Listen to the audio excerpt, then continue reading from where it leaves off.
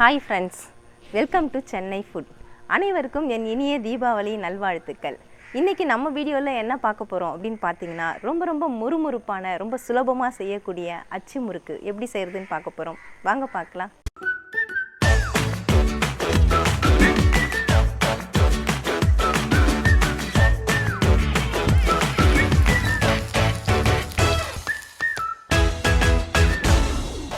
நல்ல முறுமுறுப்பான அச்சு முறுக்கு தாங்க செய்ய போகிறோம். அதுக்காக ஃபஸ்ட்டு ஒரு மிக்சிங் பவுல் எடுத்துக்கோங்க. 1 கப் அளவுக்கு நான் பச்சரிசி மாவு எடுத்திருக்கேன். அதாவது நம்ம வீட்டில் இருக்கக்கூடிய இடியாப்பம் மாவு தான் இது. இதோட அளவு பார்த்தீங்கன்னா 240 கிராம். இதை நான் பவுலில் சேர்த்துக்கிறேன். 1 கப்பு அரிசி மாவுக்கு நீங்கள் அரை கப்பு மைதா மாவு சேர்த்துக்கணும். நான் எல்லாமே மெஷரிங் கப்பில் எடுத்துருக்கிறேன். இது 120 கிராம் அளவுள்ள அரை கப்பு. இதில் நான் மைதா மாவு எடுத்திருக்கேன். கண்டிப்பாக மைதா மாவு சேர்த்துக்கோங்க, அப்போ தான் நல்லா பைண்டிங் வரும். நீங்கள் கோதுமை மாவு சேர்த்திங்கன்னா அந்த அளவுக்கு டேஸ்ட் வராது. நம்ம அரை கப்பு மைதா மாவு சேர்த்துருக்கிறதுனால அரை கப்பு சர்க்கரை சேர்த்துக்கணும். அதாவது 1 கப்பு பச்சரிசி மாவு, அரை கப்பு மைதா மாவு, அரை கப்பு சர்க்கரை இது சேர்த்துக்கோங்க. இந்த இனிப்பு கரெக்டாக இருக்கும். நீங்கள் எந்த கப்பில் டம்ளரில் அளந்தாலும் அதில் 1 கப்பு பச்சரிசி மாவுக்கு அரை கப்பு நீங்கள் சேர்த்துக்கோங்க.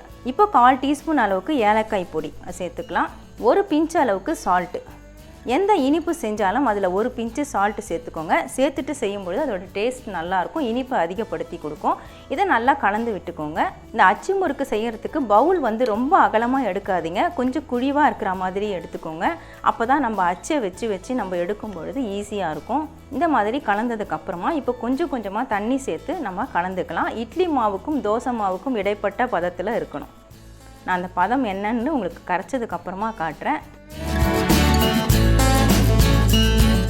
மாவு நல்லா இந்த கன்சிஸ்டன்சி இருக்கா மாதிரி கரைச்சி எடுத்துக்கோங்க. பாருங்கள், நல்லா தண்ணியாக இருக்குது. அதுக்காக ரொம்ப தண்ணியாகவும் ஆகிடக்கூடாது. இதோடைய பதம் நான் உங்களுக்கு எப்படி இருக்கணுன்றதை நான் உங்களுக்கு வேறு ஒரு ஸ்பூன்லேயே வச்சு காட்டுறேன்.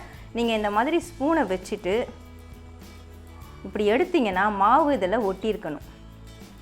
இதுதான் இந்த மாவுடைய பதம். அப்போ தான் நம்ம அச்சு முறுக்கு செய்யும் பொழுது அந்த அச்சில் நமக்கு மாவு ஒட்டும். ரொம்ப திக்னஸாக நீங்கள் பண்ணிங்கன்னா அச்சு முறுக்கு ரொம்ப கடகடன் ஆகிடும். இது மாதிரி செய்யும் பொழுது நல்லா மெலிசாக முறுமுறுப்பாக இருக்கும். நீங்கள் மாவை கரைச்சிட்டு இந்த மாதிரி ஸ்பூனில் வச்சு டச் பண்ணி பாருங்கள், அதுலேயே உங்களுக்கு மாவுடைய பதம் தெரிஞ்சிடும். இப்போ நமக்கு சரியான கன்சிஸ்டன்சியில் நம்ம மாவு ரெடி பண்ணிட்டோம். இப்போ அச்சு முறுக்கு செய்கிறதுக்கு நம்ம ஸ்டார்ட் பண்ணிடலாம். அச்சு முறுக்கு பொரிக்கிறதுக்காக நான் பேனை சூடு பண்ணி தேவையான அளவு எண்ணெய் ஊற்றிருக்கேங்க. இந்த மாதிரி கொஞ்சம் அகலமான பேன் நம்ம யூஸ் பண்ணோம்னா ஒரே சமயத்தில் ஒரு 3 இல்ல 4 அச்சு முறுக்கு கூட நம்ம போட்டு எடுக்க முடியும்.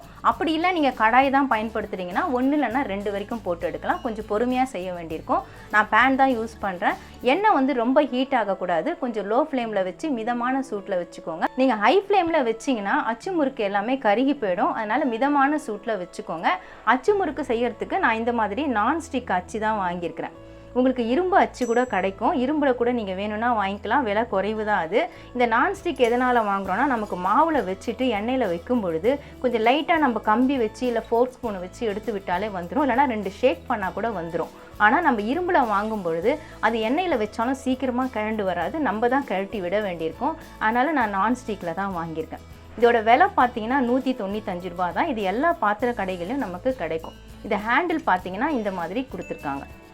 கையில் நம்ம பிடிச்சோம்னா சூடு ஏறாது, அந்த மாதிரி கொடுத்துருக்குறாங்க. இப்போ எண்ணெய் நல்லா சூடாக இருக்கும். நான் அந்த அச்சை எண்ணெயில் வச்சுடுறேன். அச்சு நல்லா சூடானதுக்கு அப்புறமா தான் நம்ம மாவில் வச்சு எடுக்கணும். இந்த அச்சு முறுக்கோட அச்சியை எண்ணெயில் வச்சுட்டு கொஞ்சம் சூடான உடனே அதுலேருந்து நம்ம அப்படியே எடுத்துடலாம். எடுத்துட்டு இந்த மாவில் அப்படியே ஃபுல்லாக டிப் பண்ணக்கூடாது, 1/4 பாகம் தான் நம்ம டிப் பண்ணணும். இது மாதிரி பண்ணிவிட்டு அப்படியே நம்ம எண்ணெயில் தூக்கி வச்சிடணும். பாருங்கள் எப்படி பொரிஞ்சு வருது. இது அப்படியே ஷேக் பண்ணாலே இதுலேருந்து கிழண்டு வருது. இதுக்கு மேலே வேணும்னா நம்ம கம்பியை வச்சுட்டு அப்படியே எடுத்து விடலாம். அப்படி கம்பி இல்லைன்னா ஃபோர்க் ஸ்பூன் யூஸ் பண்ணிக்கோங்க. சில இடங்களில் கொஞ்சம் லேசாக ஒட்டிக்கிட்ட மாதிரி தான் இருக்கும். கிழண்டு வந்துருச்சு பாருங்கள். மறுபடியும் அச்சை நம்ம ஹீட் பண்ணிக்கணும். அது கிழண்டு வந்தது கொஞ்ச நேரம் நம்ம டச் பண்ணக்கூடாது, அப்புறமா தான் நம்ம திருப்பி விடணும். இப்போ ஹீட் ஆன உடனே மறுபடியும் நம்ம மாவில் வச்சுட்டு எண்ணெயில் வைக்கணும். இதே மாதிரி தாங்க நம்ம அச்சு முறுக்கை போட்டு எடுக்கணும். உங்ககிட்ட 2 அச்சு இருந்தது 3 அச்சு இருந்ததுன்னா மாற்றி கூட செய்யலாம். இன்னும் 2 பேர் இருந்தால் ரொம்ப சுலபமாக ஈஸியாக செஞ்சிடலாம். இந்த அச்சு முறுக்கு பார்த்தீங்கன்னா முட்டை போட்டுலாம் கூட செய்வாங்க. நான் முட்டைலாம் போடாமல், வெஜிடேரியன்னால முட்டை போடாமல் செஞ்சுருக்கிறேன். இப்போ இதை அப்படியே திருப்பி விட்டுடலாம். இதிலே பெரிய அச்சு இருக்குது, நிறைய டிசைன்லேயும் இருக்குது. நான் இந்த டிசைன் தான் வாங்கியிருக்கிறேன். இப்போ மறுபடியும் நான் மாவில் வச்சுட்டு எண்ணெயில் வைக்க போகிறேன்.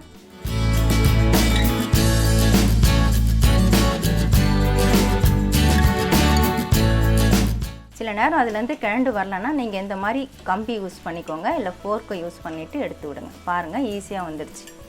நான்ஸ்டிக்கில் கொஞ்சம் ஈஸியாக கிழண்டு வரும். இப்போ ஃபஸ்ட்டு போட்டது பாருங்கள், நல்லா பொரிஞ்சிருச்சு. நான் அதை எடுத்துடுறேன். எண்ணெய் வடியை விட்டுட்டு எடுங்க. அவ்வளவுதான் ஃப்ரெண்ட்ஸ், அச்சு முறுக்கு எல்லாத்தையுமே நான் பொரிச்சு எடுத்துட்டேன். நல்லா சூப்பராக வந்திருக்கு பாருங்கள். இந்த சைடு பார்க்கும்பொழுது இது ஒரு டிசைனாக தெரியுது, அதே இப்படி திருப்பி பார்க்கும்பொழுது இது ஒரு டிசைனாக தெரியுது பாருங்கள். பார்க்குறதுக்கே ரொம்ப அழகாக இருக்குது, நல்ல முறுமுறுப்பாக இருக்குது, ரொம்ப சீக்கிரமாகவே வெந்துடுது. நான் உங்களுக்கு உடைச்சே காட்டுறேன்.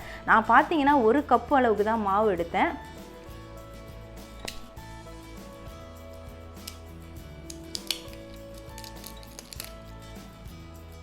எவ்வளோ நல்லா முறுமுறுப்பாக உடையுது பாருங்கள். உடைக்கும் போதே உங்களுக்கு தெரியும். இப்படி லைட்டாக உடைச்சாலே நல்லா முறுமுறுப்பாக உடையுது. அந்த சவுண்டே உங்களுக்கு தெரிஞ்சிருக்கும். நான் 1 கப்பு தான் மாவு எடுத்தேன், ஆனால் அந்த 1 கப்பு மாவுக்கே நமக்கு இவ்வளோ அச்சு முறுக்கு கிடச்சிருக்கு. கிட்டத்தட்ட 30 பீஸ்க்கு மேலே நான் கிடச்சிருக்கு. அதில் கொஞ்சம் தான் நான் பிளேட்டிங்கில் வச்சு உங்களுக்கு காமிச்சிருக்கேன். ரொம்ப டேஸ்டியாக இருக்கும், ரொம்ப சூப்பராக இருக்கும், ரொம்ப சுலபமாகவும் நீங்கள் செஞ்சிடலாம். ரொம்ப ஈஸியாக இந்த அச்சு முறுக்கு செய்யலாங்க. நிறைய பேர் அச்சு முறுக்கு செய்யணுனாலே ரொம்ப கஷ்டப்படுவாங்க. ஐயோ ரொம்ப லேட் ஆகும், அதை முட்டை போட்டு தான் செய்யணும், அந்த மாதிரிலாம் யோசிப்பாங்க. முட்டையே இல்லாமல் நம்ம அச்சு முறுக்கை ரொம்ப சுலபமாக எப்படி செய்கிறதுன்னு நான் உங்களுக்கு செஞ்சு காமிச்சிருக்கேன். கண்டிப்பாக நீங்களும் இந்த தீபாவளிக்கு இதை ட்ரை பண்ணி பாருங்கள். முறுமுறுப்பான அச்சு முறுக்கு ரொம்ப சுலபமாக எப்படி செய்கிறதுன்னு வீடியோவில் பார்த்துருப்பீங்க. நீங்களும் இந்த தீபாவளிக்கு கண்டிப்பாக ட்ரை பண்ணலாம். கண்டிப்பாக ட்ரை பண்ணியும் பாருங்கள். உங்களுக்கு இந்த வீடியோ பிடிச்சிருந்தா லைக் பண்ணுங்கள், ஷேர் பண்ணுங்கள், சப்ஸ்கிரைப் பண்ணுங்கள். பக்கத்தில் இருக்க பெல் ஐக்கானை கிளிக் பண்ணிக்கோங்க. அதில் ஆல் ஒரு ஆப்ஷன் காட்டும், அதையும் கிளிக் பண்ணிக்கோங்க. நன்றி, வணக்கம்.